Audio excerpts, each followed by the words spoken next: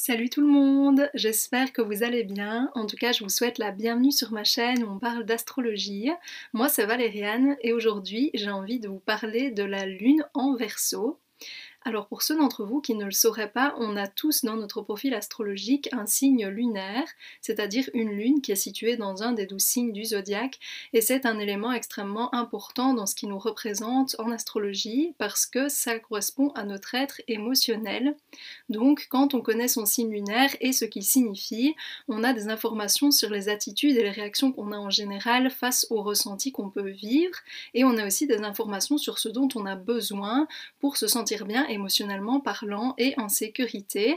Donc si vous ne connaissez pas encore votre signe lunaire, j'aurais mis exprès dans la description de cette vidéo un site qui vous permettra de le calculer assez facilement.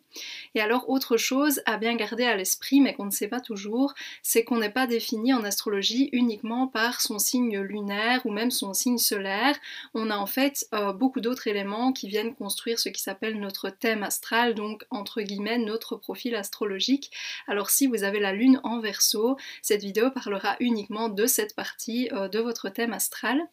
Et alors une dernière chose, c'est que justement moi à côté de mes vidéos, j'exerce en tant qu'astrologue et donc j'interprète les thèmes astro. Alors si vous avez envie que j'interprète le vôtre, n'hésitez surtout pas à rentrer en contact avec moi via les informations qui seront mises aussi dans la description de la vidéo. Mais du coup maintenant, parlons de la lune en Verseau. Une première caractéristique de la lune en Verseau, c'est le détachement justement par rapport aux émotions, c'est la prise de distance vis-à-vis de celles-ci. Donc en effet, les personnes avec ce signe lunaire, quand elles ressentent une émotion, leur premier réflexe c'est de prendre de la hauteur par rapport à cette émotion et de l'observer rationnellement ou en tout cas avec le mental plutôt que de la ressentir tout de suite. Donc il y a en ça beaucoup de lucidité qui est possible avec la lune en Verseau, une objectivité aussi, c'est des personnes qui peuvent vraiment garder la tête froide par rapport à ce qu'elles ressentent et qu'on verra très rarement être submergées par leurs émotions, d'autant que justement dans l'échange, dans la communication par rapport à ce qu'elles ressentent, on va beaucoup percevoir cette prise de hauteur par rapport à ce qu'elles vivent, au point qu'on pourrait avoir l'impression qu'en fait elles ne vivent pas spécialement cette émotion, et c'est effectivement quelque chose qui peut se passer, c'est-à-dire que quand cette prise de distance et tout ce qui se passe dans la gestion des émotions chez les personnes qui ont la lune en Verseau, évidemment il y a un manque de connexion, de lien avec ses propres émotions qui peut bien sûr poser divers problèmes, mais il ne faut pas se méprendre non plus, c'est-à-dire que ce n'est pas parce que les personnes avec ce signe lunaire ont cette capacité, cette caractéristique à observer leurs émotions comme quelque chose qui est assez éloigné d'elles, qu'elles sont insensibles, parce que c'est quelque chose qu'on entend souvent déjà avec le signe du Verseau, alors il ne faut pas demander avec la lune en Verseau, et ici j'ai vraiment envie d'insister sur le fait que ce que je décris dans cette prise de distance, c'est la perception des émotions chez la personne avec la lune en Verseau et leur réaction vis-à-vis de celle-ci, et pas la nature de leurs émotions, parce que justement sinon il n'y aurait rien à dire si elles ne ressentaient aucune émotion.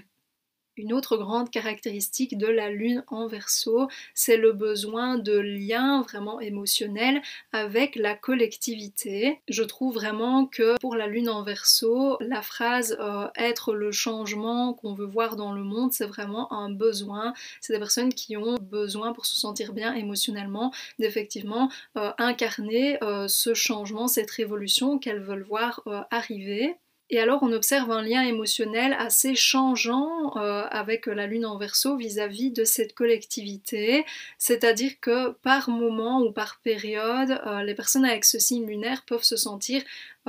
très détachées en fait de l'humanité ou de la masse certainement, mais voilà d'un certain groupe,